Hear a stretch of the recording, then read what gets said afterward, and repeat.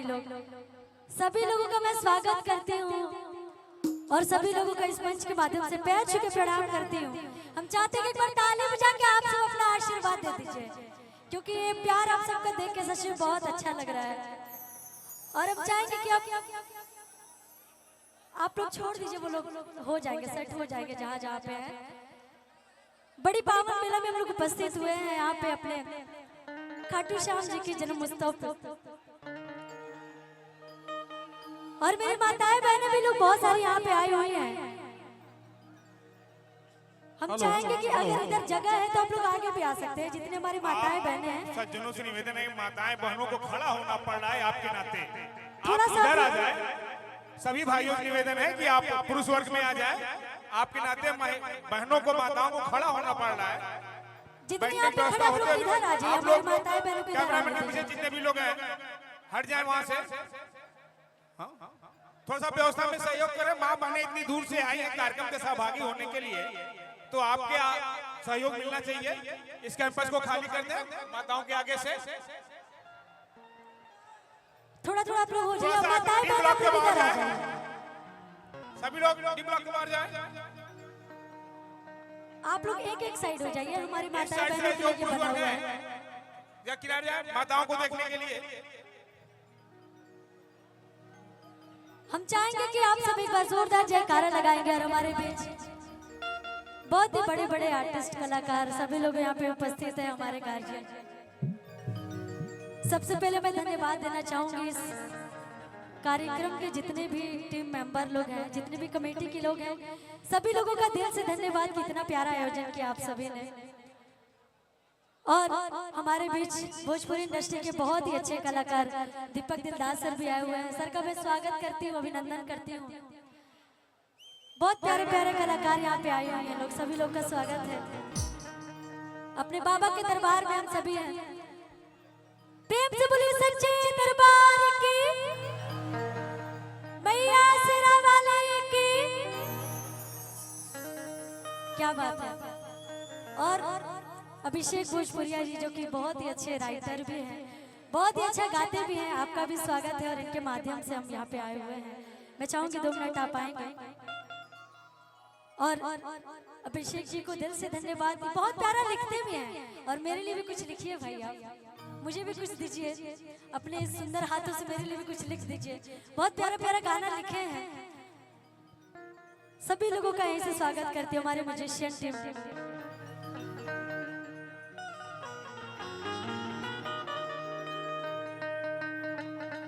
ज्यादा समय नहीं लगेगा कि काफी समय वैसे ही हो गया है, और हम भी ज्यादा दूर के नहीं है भाई, यहीं के हैं, आप लोग के बीच के ही हैं। ये हमारा घर ही है माने तो, है ना। तो यहाँ पे स्वागत हम जितने भी कलाकार लोग बाहर से आए हुए हैं, दिल्ली से आए हैं आप लोग, हम आप लोग का स्वागत करते हैं, क्योंकि ये मेरा घर ही है। तो हमने घर बनी ना तो बाहर वाला के स्वागत करल जाए नो।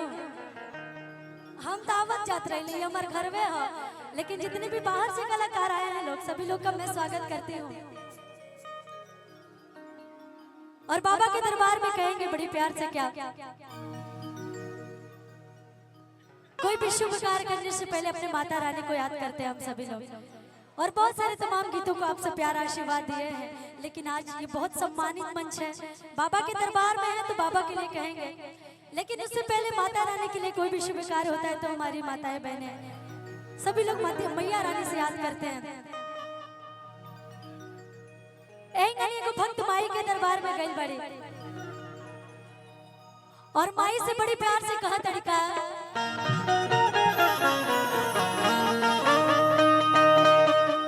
कि घरे घरे जाए के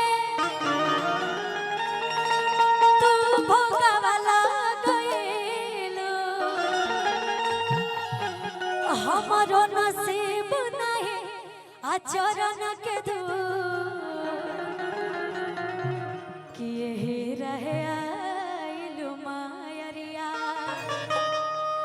कि रहे आइलु मायरिया, आ हमरो दुआरिया कइलु भूल, कि रहे आइलु मायरिया। और हम सबके बीच बहुत ही अच्छे गायक और ये रहने वाले शेरा लोहार जी है लाइन पे। मैं आपका भी स्वागत करती हूँ और आज आप आए नहीं, मैं मिल भी नहीं पाई, बहुत अच्छा लगा। आज आए हुए हैं अपने परिवार में आए हैं, कहे तो हमेशा आते जाते रहते हैं, लेकिन इतने लोगों का प्यार पाके बहुत अच्छा लगा। और शेरा लोहार जी लाइन पे हैं, आपको भी बहुत बहुत धन्यवाद शेरा जी। लेकिन उससे पहले भैया हम लोग यूपी वाले हैं, हम यूपी के ही हैं। यूपी के रंग ऐसा बाकी जौने रंग में जाला ना वो मिल जाला, हाँ नो। तो अपना भाई लोग खातिर एगो लाइन कहब हम कि सबको जो दिल में बसा ले, कि सबको जो दिल में बसा ले, अरे ऐसे दिल वाले जी, कि सबको जो दिल में बसा ले, सबको जो दिल में बसा ले, ऐसे दिल वाले जी, हम यूपी वाले हैं जी, हम यूपी वाले हैं, हम यूपी वाले हैं, यूपी के रंग बा जहाँ जौने रंग में मिलेला वो मिल जाला। एजा देखिए हम यूपी के होके और बिहार के लोग से भी हमरा बड़ी प्यार आशीर्वाद मिलेला।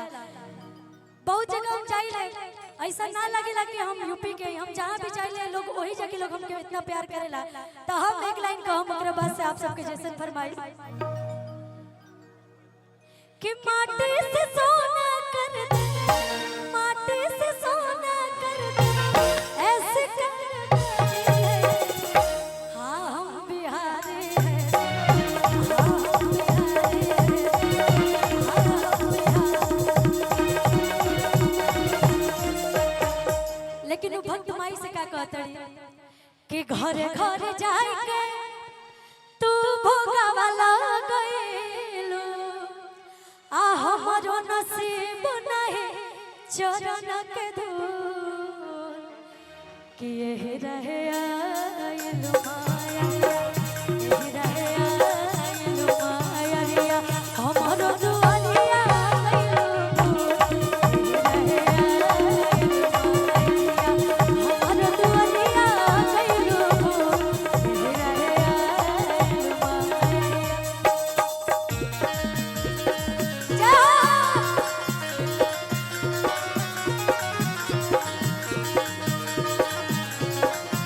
क्या बात है?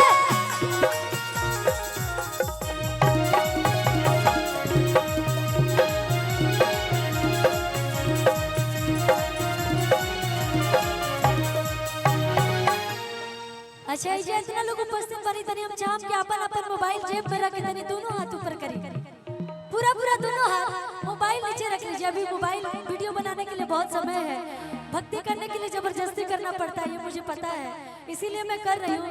और हम यूपी वाले हैं तो ऐसा मत हो कि हमको यहाँ भी जबरदस्ती करना पड़े, तो थोड़ा दोनों हाथ ऊपर ऊपर उठा लीजिए। पूरे पूरे हमारे माताएं बहनें भी आई हैं, सभी लोग पूरे पूरे दोनों हाथ उठाएंगे कि यही रहे आइलू माया, यही रहे आइलू माया, हमरो दुआरिया गइलू भूल, हमरो दुआरिया गइलू भूल, यही रहे आइलू माया।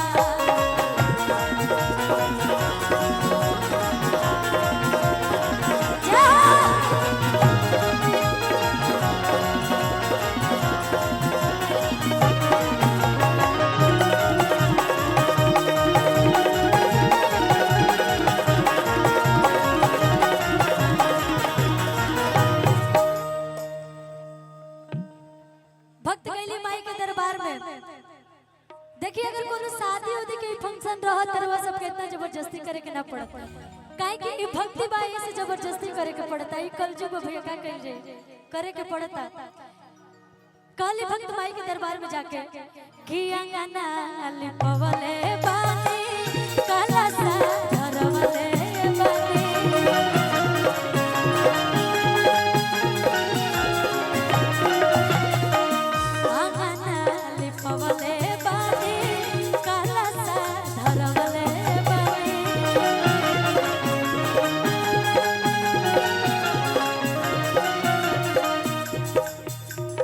गलती का पहिल खुशी से खिसी आइलो गलती का पहिल खुशी से खिसी आइलो पंकज के भगती ना कोई कबूल कि यही रहे आइल मायरिया यही रहे आइल मायरिया और दुआरिया कइयो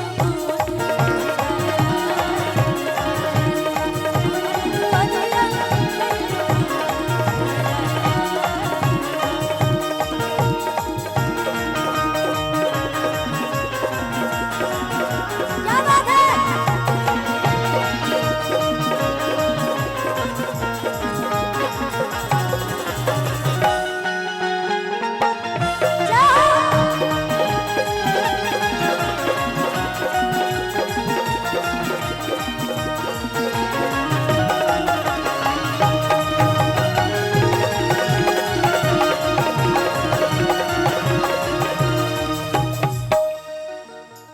हमरा बीच हमार बड़ भैया जो कि शुरुआत के टाइम में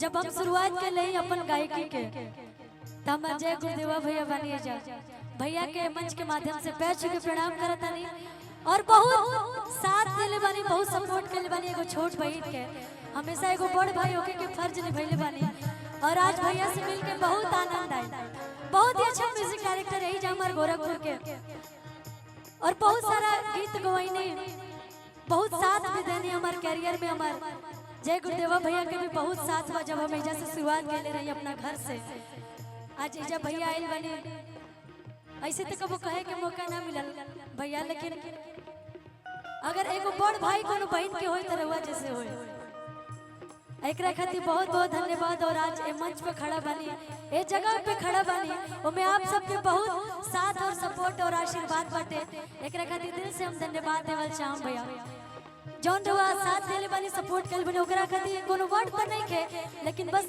इतने कहम कि बहुत बहुत धन्यवाद आपके एगो बड़ भाई होके के फर्ज निभानी या छोट बहन के बहुत साथ देले बानी कि यही रहे आइल मायरिया यही रहे आइल मायरिया हमरो दुआरिया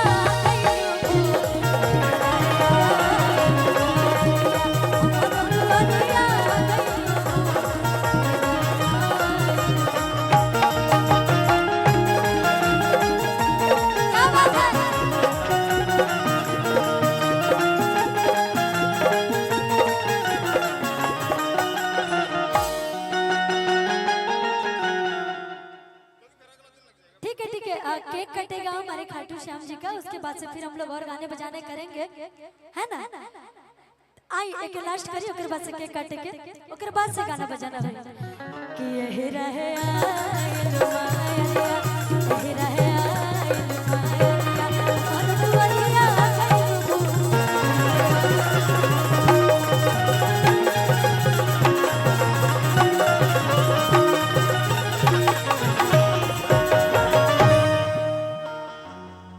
रमेश यादव बड़ भैया की तरफ से अच्छा ग्राम प्रधान जी बहुत बहुत धन्यवाद भैया